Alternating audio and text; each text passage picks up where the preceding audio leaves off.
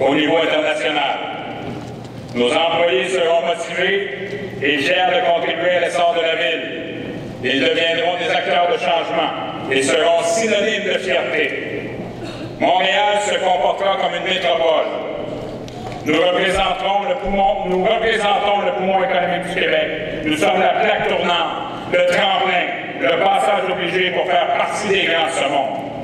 Il est temps de cesser de s'autoflageller et de se retourner vers l'avenir et surtout de prendre la place qui nous revient dans l'échiquier politique, économique, culturel, social et international.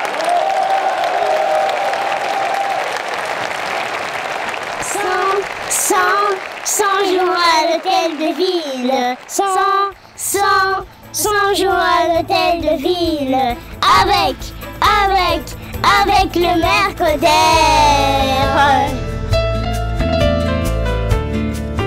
Mesdames et messieurs, bonjour et bienvenue à cette entrevue avec le nouveau maire de Montréal, M. Denis Coderre. Entrevue réalisée conjointement avec 3 médias, le bimensuel Atlas Montréal, représenté par son éditeur Abderni Dades et également son directeur Rachid Najahi, ainsi donc avec nous également M. Mourad Mhamli, de Amazir TV, la nouvelle chaîne par câble, exactement, sur Ici Montréal. Et puis vous êtes aussi animateur dans Radio Centre-Ville. Radio Centre-Ville, les rencontres berbères, effectivement. Voilà. Et puis, il y a moi-même, Abdelzirad MTL. Alors, avant de commencer, je souhaite préciser que cette entrevue arrive alors que votre administration, M. Denis Coderre, boucle ses 100 jours. Tout d'abord, merci de nous recevoir et en plus dans ce beau lieu qui est votre nouveau bureau à l'hôtel de ville. Et donc je laisse le soin à mon confrère donc Abderni Dades de vous poser la première question. Monsieur le maire, cela fait aujourd'hui 100 jours depuis votre assermentation que vous êtes maire de Montréal. Et surprise, votre image dans les médias est plutôt positive et même l'opposition a pu avoir parfois quelques bons mots à votre endroit. Êtes-vous en état de grâce? Non, je pense que on parle de lune de miel et tout ça. Non, il n'y a pas de lune de miel. Je pense que les gens, ce qu'ils veulent, c'est d'avoir une administration qui puisse prendre des décisions et les assumer, tout simplement. De fait, quand j'ai dit pendant la campagne électorale l'importance de cette proximité, c'est ça le milieu municipal, d'avoir cette capacité de prendre la décision, de vivre avec, de l'assumer et d'être totalement transparent dans la façon de faire. Quand on explique aux gens, qu'on leur dit « voici pourquoi je fais ça », quand tu dis ce que tu fais ce que tu dis, c'est sûr qu'à un moment donné, les gens vont voir qu'il y a quelque chose qui se passe. L'autre élément, je pense qu'on a pu assumer un leadership. Et moi, je suis de ceux qui aiment beaucoup être sur place, aller vers les gens. Le fait de jouer aussi un rôle au niveau des autres municipalités, le fait d'assumer pleinement notre rôle de métropole, fait en sorte que, écoutez, ça fait 3 mois et plus maintenant, ça fait 100 jours qu'on parle positivement de Montréal. Les gens m'ont connu comme ministre. Évidemment, on a essayé de me définir pendant toute la campagne électorale. Aussitôt élu, les gens ont été à même de constater qu'on avait une administration, une équipe, qu'on a pris des bonnes décisions. On a pris des décisions qui étaient difficiles, comme Bixi, mais avec le plan anticorruption et de parler maintenant d'autres choses, ma position contre la charte, le fait de vraiment parler au niveau des enjeux principaux de Montréal puis de les assumer pleinement, je pense que ça explique la réalité d'aujourd'hui. Cette réalité positive, on ne parle pas de lune de miel, mais est-ce qu'il n'y a pas un terme qui approche avec le dépôt d'un budget qui est plutôt un budget d'austérité et qui prévoit certaines des réductions en termes d'emploi? Oui, justement, il y a 2 choses là-dedans. La première, c'est que quand je suis arrivé, on avait un manque à gagner de 388 millions. On l'a réduit à 175, puis on est tenu par la loi d'avoir un budget qui est équilibré. Donc, nécessairement, on a dû prendre des décisions. L'autre élément, c'est que pendant la campagne électorale, j'ai dit qu'on ne voulait pas augmenter plus haut que le taux d'inflation, 2 %. Selon le Conference Board du Canada, selon les chiffres, c'était justement de l'ordre de 2 ou 2,2 %. Ce qui est arrivé, c'est que les arrondissements ont aussi une capacité de taxation, et quand on en additionne les deux, ça tombe à 2,8 %. Ceci étant, on n'a pas 25 choix dans la vie, où on augmente les dépenses, où on coupe les dépenses, où on augmente les revenus. Augmenter les revenus voulait dire d'augmenter les taxes. Donc, nécessairement, le fait qu'on est aussi dans une phase de transition et qu'on a pris des décisions qui étaient difficiles, bien, les gens comprennent également. Quand on explique clairement aux gens ce qu'il y en est, quand il n'y a pas de surprise, puis qu'on leur dit voici ce qui se passe et qu'on prend le temps d'expliquer aux gens, à un moment donné, cette stratégie d'accompagnement fait en sorte que les gens comprennent.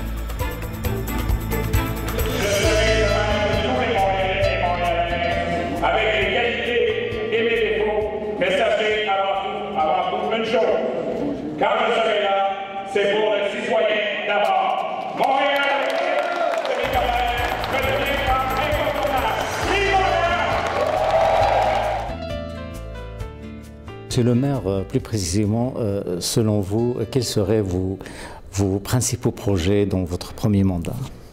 Bien, la première chose, c'était que je voulais qu'on arrête l'autoflagellation puis de la victimisation. Alors, on a vécu la commission Charbonneau. Pour moi, ce n'est pas une crise, c'est une opportunité. Donc, on a dit, on fait table rase, on commence un nouveau chapitre. Commencer un nouveau chapitre, ça voudrait dire de se donner les outils pour assurer que ça n'arrive plus dans l'avenir.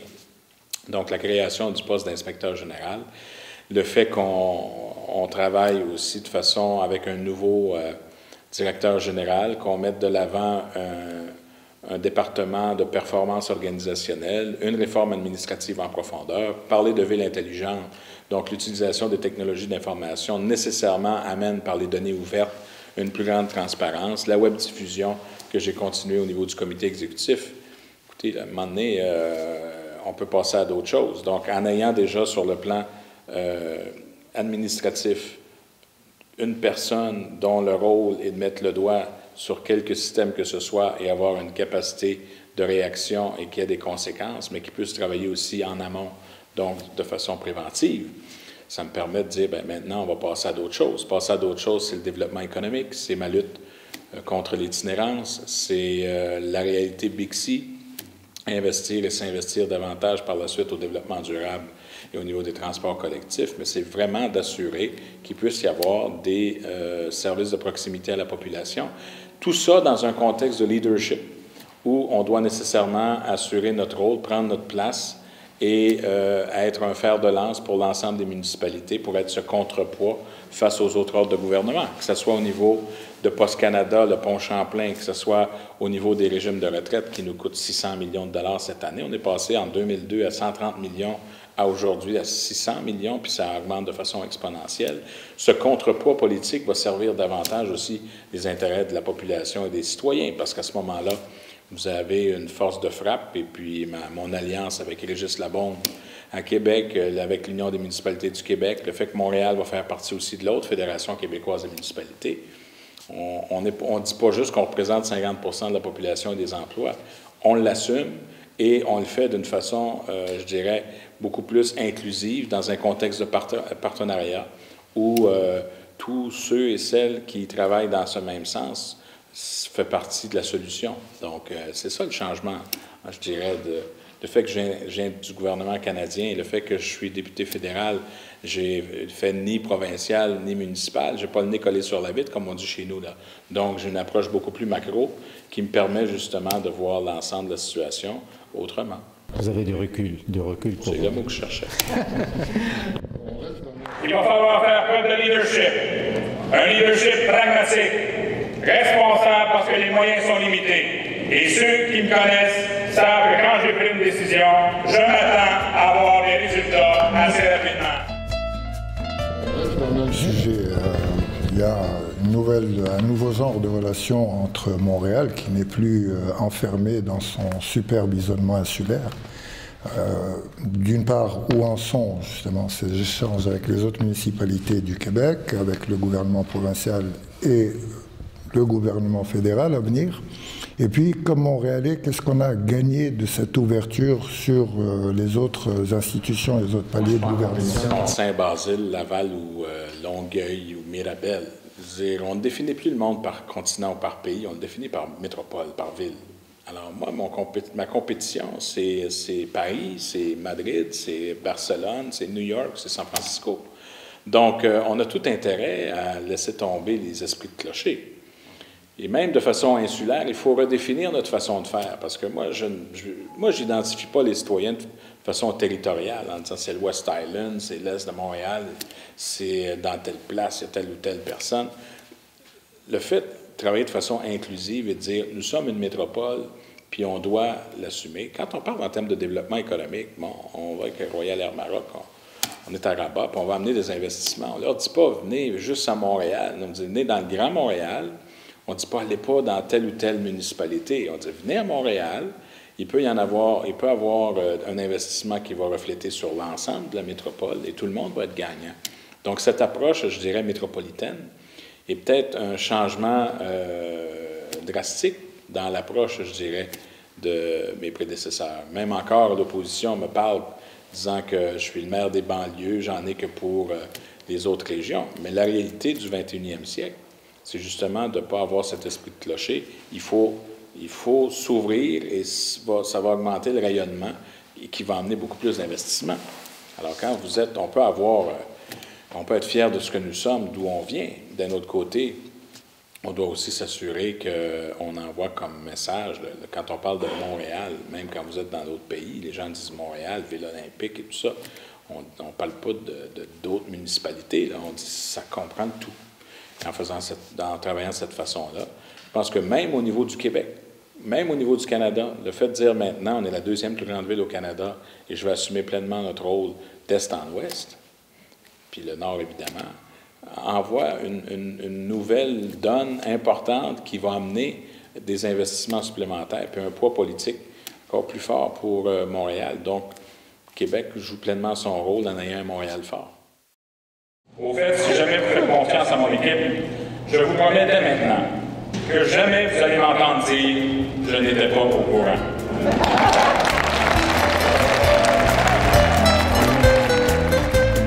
Et par rapport justement à la ville-centre, par rapport à ces arrondissements, il y a certains qui étaient oubliés dans les anciennes administrations. Ça veut dire qu'il y a comme un petit déséquilibre, que ce soit dans les infrastructures. C'est un arrondissement, vous, là. Quand vous me posez cette question-là. Moi, je vois Côte-des-Neiges, que je connais mieux, Saint-Michel aussi. C'est comme, ils étaient comme oubliés. Oubliés. C'est-à-dire qu'il y a toute la réalité historique par rapport aux fusions-défusions. Moi, je ne suis pas là-dedans. Là. Puis je viens de Montréal-Nord. Et je prends encore ce recul pour dire, et j'ai créé une table des maires.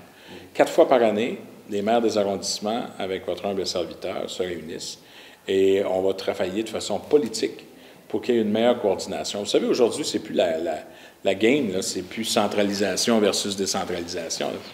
On est ailleurs.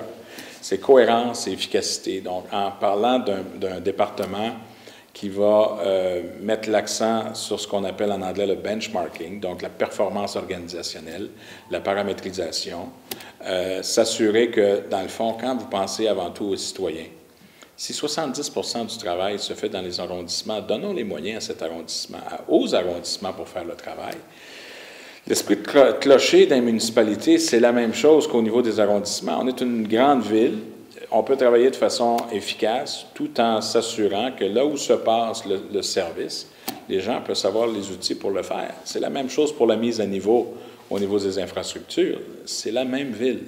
Mais moi, je suis de ceux qui définit notre métropole par ses quartiers. Donc, là, c'est pas...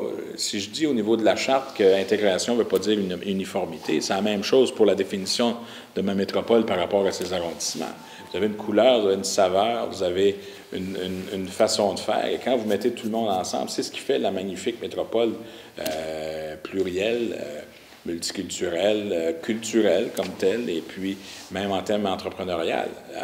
Donc, en faisant ça, le fait que, puis c'est la première, là, il y a beaucoup de gens qui me disent que c'est la première fois dans tel ou tel événement qu'ils voient le maire ou qu'ils en entendent parler. Je ne sais pas ce que les autres faisaient avant, mais le gros bon sens, c'est de se parler puis de trouver une façon pour s'intégrer ensemble. Ça ne veut pas dire assimiler l'intégration. Ça veut dire de trouver une façon commune, avec des objectifs communs, à partir des outils qui vous sont propres en termes d'application, mais avec une coordination. On n'a pas besoin de 19 politiques du permis. On peut en avoir une, mais son application, où les gens de la Chine, comme les gens de Pierrefonds ou de Rivière-des-Prairies, ce qu'ils veulent, c'est d'avoir un outil pour assurer leur développement. Ils ne veulent pas avoir 19 politiques différentes. Mais quant à son application, qu'elle vienne de l'arrondissement, moi, je ne dis pas ville-centre contre les arrondissements. Je dis où est-ce qu'on est le mieux servi? Travaillons ensemble, on va vous donner les outils. C'est la même ville, puis c'est surtout la même poche qui paye. Alors, on fait ça du respect. J'aime Montréal. C'est à Montréal que j'ai grandi. Ce sont des Montréalais que j'ai représentés et défendus, comme j'ai dit, pendant 16 ans. Et c'est à Montréal que je veux continuer à servir. Depuis tout ce temps, et encore aujourd'hui, j'en ai rencontré du monde. J'en ai serré des mains. Et contrairement à d'autres personnes, moi j'aime ça, serrer des mains. Moi j'aime ça, avoir le monde. Moi j'aime le monde. Mais tous à l'unisson ont fait le même message. Il faut faire du ménage à l'hôtel de ville.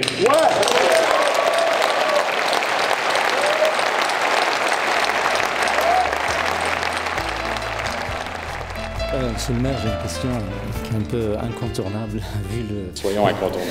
Oui, le caractère de la population cosmopolite de Montréal.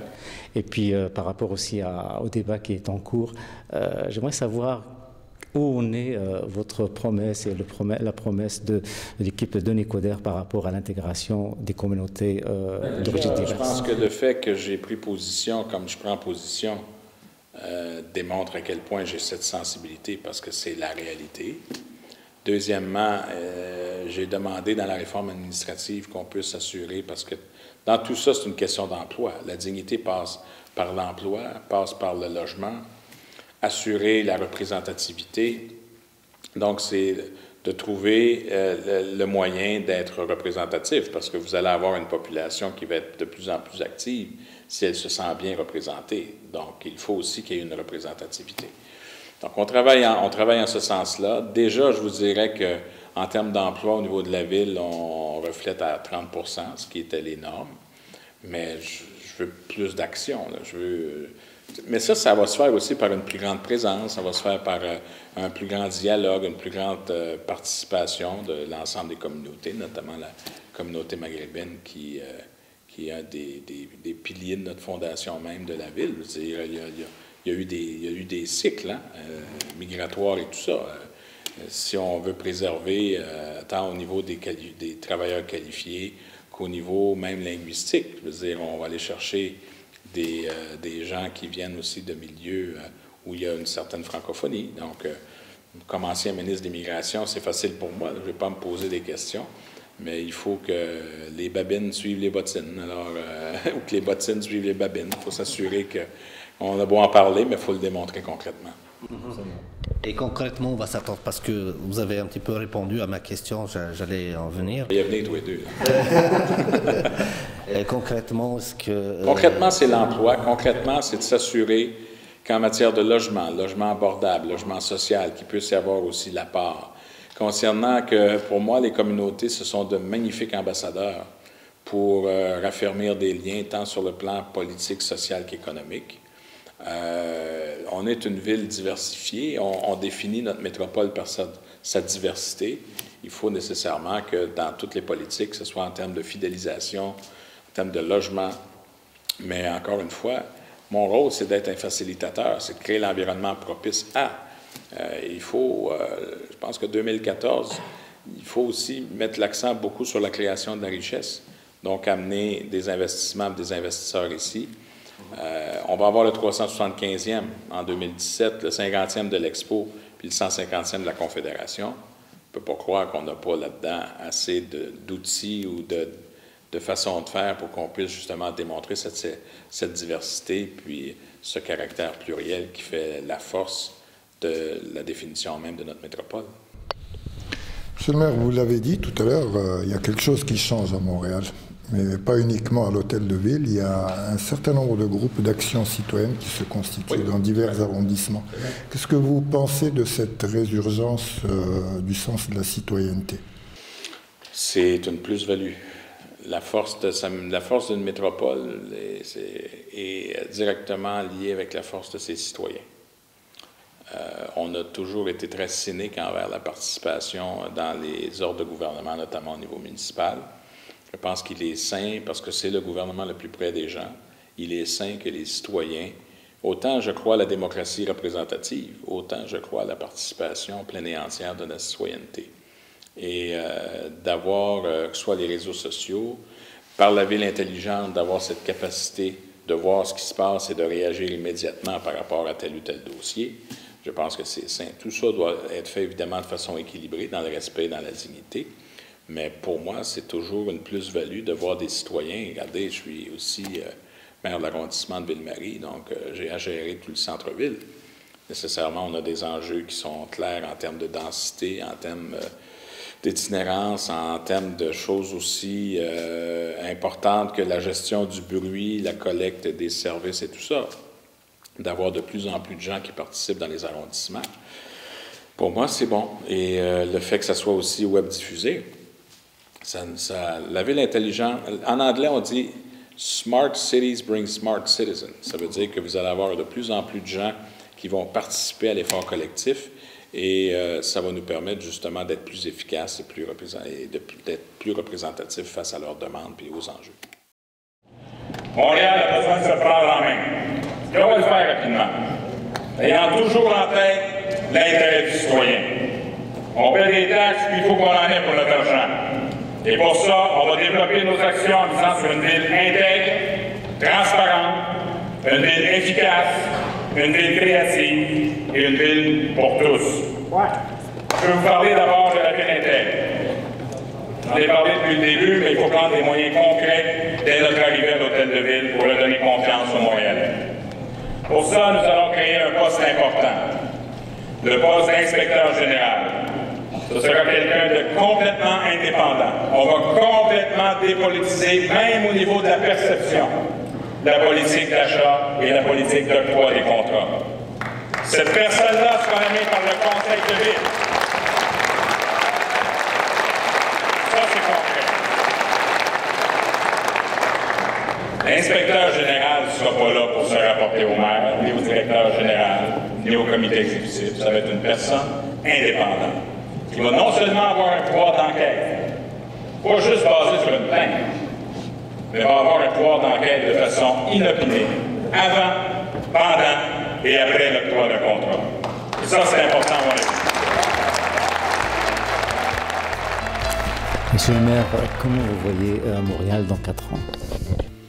Je la vois vivante, je la vois fière, je la vois rigorifiée, je la vois plein de couscous. Hein? Je la vois...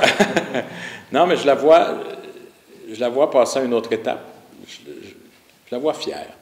Et puis, on va travailler ensemble de façon inclusive, avec la proximité qu'on nous connaît, pour nous assurer justement qu'on puisse... On va en échapper, on va faire des erreurs, on est humain, mais on va travailler avec toute la détermination qu'on nous connaît pour... on a une équipe formidable, représentative, qui nous permettent et qui me permet de jouer pleinement mon rôle et faire partie de la solution. Alors, on va avoir un beau 375e. La fin du mandat va être le début d'un grand chapitre pour l'avenir de Montréal et de ses Montréalais. On veut créer la richesse, il faut savoir la partager. Une pauvreté à Montréal, une itinérance à Montréal, une chronicité à Montréal, qui fait que des gens, trop souvent même avec raison, pensent qu'ils sont des citoyens de seconde, même de troisième classe. Et ça, c'est inacceptable. Votre message du 100e jour aux Montréalais, pour conclure. Mon message, c'est que regardez bien ce qui va se passer dans les 100 prochains. Alors, monsieur le maire, merci infiniment. Merci à mes confrères, donc à Abdelghani Dades, Mourad Mhamli, Rachid Najahi. Merci à notre collaborateur Stéphane Dubré. Merci à vous et à très bientôt.